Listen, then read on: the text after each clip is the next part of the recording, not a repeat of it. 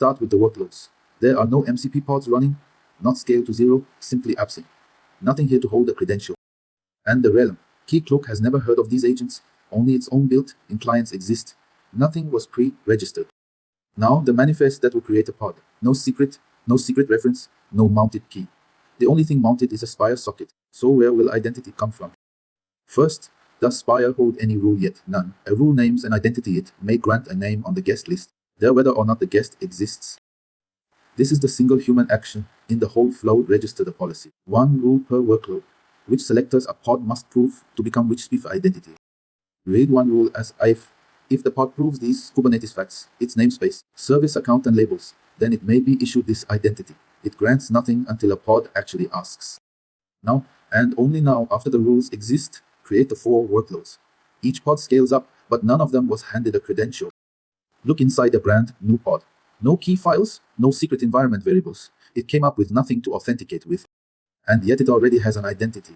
The log shows it connected to Spire, issued an SVID for the identity its selectors allow, minted an in-memory key pair, then registered its own client.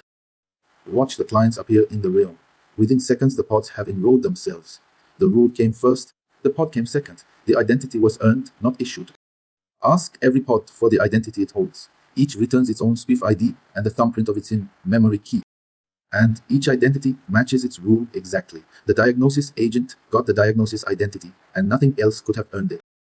The identity is live, not stored, held in memory, short-lived, and refreshed before it expires. Nothing was written to disk.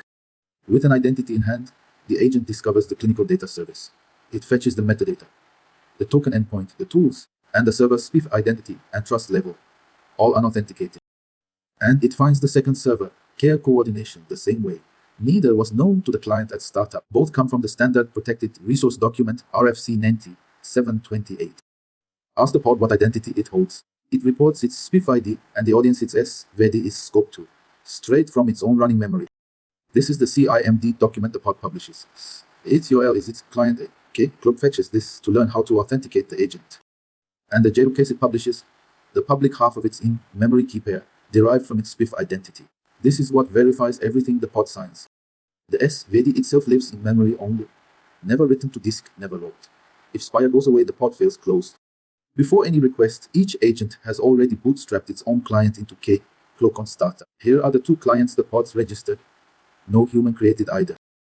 Now watch one request drive the whole chain. You call one endpoint on the agent, it returns the tool result. Behind it, 4 things happen in order. First, discovery. The agent fetches the server's metadata, where to get a token, which tools exist, and the server's spiff identity, all unauthenticated. Second, it builds credentials locally, the client assertion. A short JWT signed with the pod's in-memory key is key, add the pod's spiff identity. And a fresh depop proof signed with the same key. It carries the public key and is bound to this exact request, method, and URL. Nothing fetched, nothing on disk. Third, the token. Keycloak validates the assertion against the CIMD document and returns a depop-bound access token tied to the pod's key by its thumbprint. Fourth, the tool call. The server checks the token, checks the depop proof, matches the bound key, and asks OPA if this agent may use this tool. All pass, the record returns. And the client is now persisted in the realm, created by Keycloak from the CIMD URL. No human created client, no static secret. Anywhere. Baseline, the diagnosis agent makes a normal, authorized tool call. It works a valid token with a matching depop proof. Now the attacker captures what crosses the wire. The 2 headers the agent sends with every call. Let's look at each. The stolen access token. Its depop bound, its confirmation claim pins it to the pod's key. Holding the token is not enough. And the stolen depop proof. Its key matches the token's binding. But the proof was signed by the pod's private key, which the attacker does not have. Attack A forge a fresh proof with the attacker's own key. The token is bound to the pod's key, so the proof key doesn't match. Reject it. Attack B replay the pod's own capture proof verbatim, but its single use identifier has already been seen. Replay denied. A stolen token is useless without the key that never left the pod. 1. The trusted diagnosis agent reads a patient record. Allowed, and the PHI is masked. A trusted agent reaching a trusted server. 2. It also alerts the care team on the care coordination service. Allowed. Its trust here covers this action. 3. Now the semi-trusted billing agent lists record types. Still allowed. Listing is low sensitivity. 4. But when the billing agent reads a patient record.